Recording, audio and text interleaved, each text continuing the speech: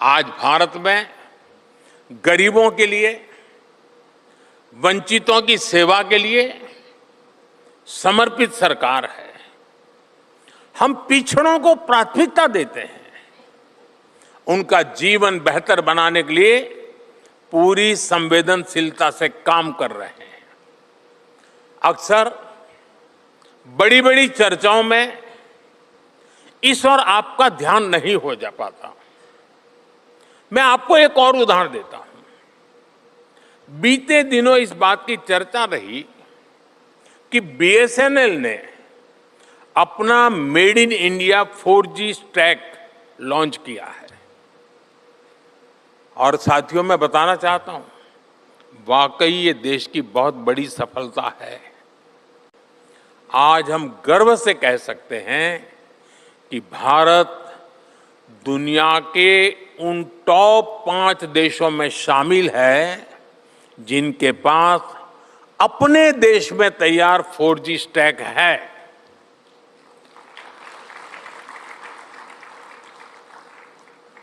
हिंदुस्तान ने 2G सुना है, क्योंकि सारे हेडलाइन भरे पड़े रहते हैं, 2G में ये हुआ, 2G में ये हुआ।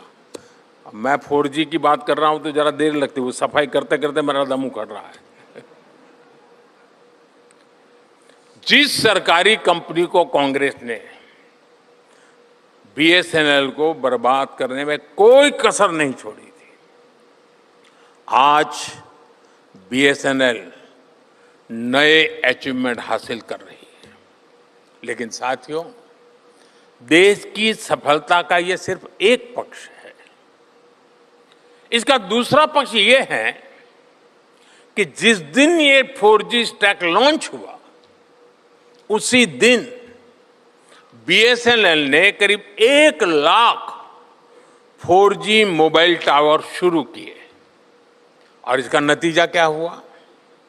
इससे उन लाखों लोगों को हाई स्पीड इंटरनेट की सेवा मिलने लगी है जो दूर दराज के जंगलों में रहते हैं, जो पहाड़ी इलाकों में रहते हैं, जिनके यहां अब तक तेज स्पीड वाला इंटरनेट नहीं पहुंच पाया था।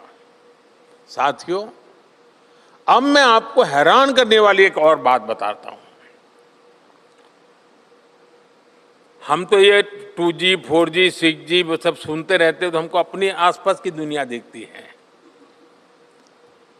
हम कुछ और सोचते हैं और सोच करके कुछ नया करने का प्रयास करते हैं। और मैं आज देश की सफलता एक तीसरा पक्ष भी आपके सामने रखना चाहता हूं।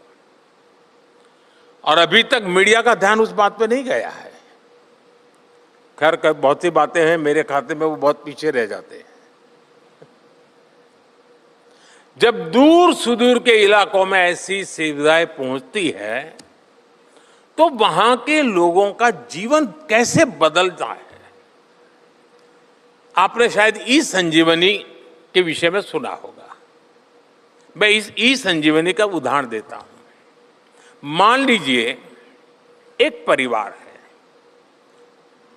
और दूर सुदूर जंगलों में बहुत कहीं दूर रहता है, जिसका एक सदस्य बीमार है और दूर कहीं पहाड़ी पर, कहीं जंगलों में बीमारी से वो परेशान है। अब खराब मौसम की वजह से वो अपने परिवार के बीमार मरीज को डॉक्टर के पास नहीं ले जा पा रहा है। तब वो क्या करेगा? ऐसी स्थिति में उसकी मदद कर रही है ई संजीवनी सेवा। हाई स्पीड कनेक्टिविटी पर आधारित सेवा ई संजीवनी।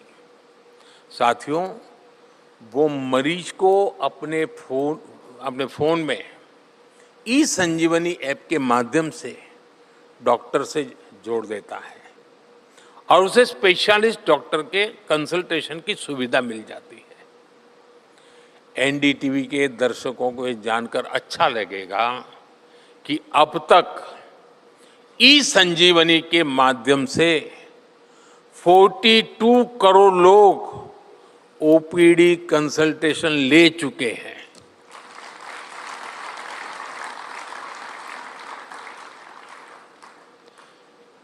यानी 4G 2G ये सुविधा नहीं, ये जीवन में एक नई ताकत बनकर के उभर रहा है।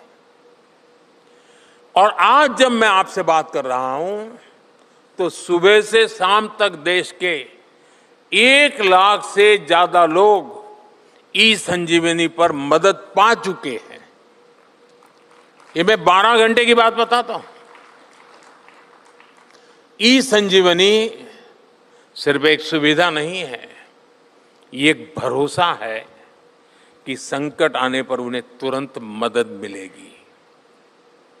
एक उदाहरण है कि व्यवस्था में लोकतंत्रीकरण का कमाल क्या होता है।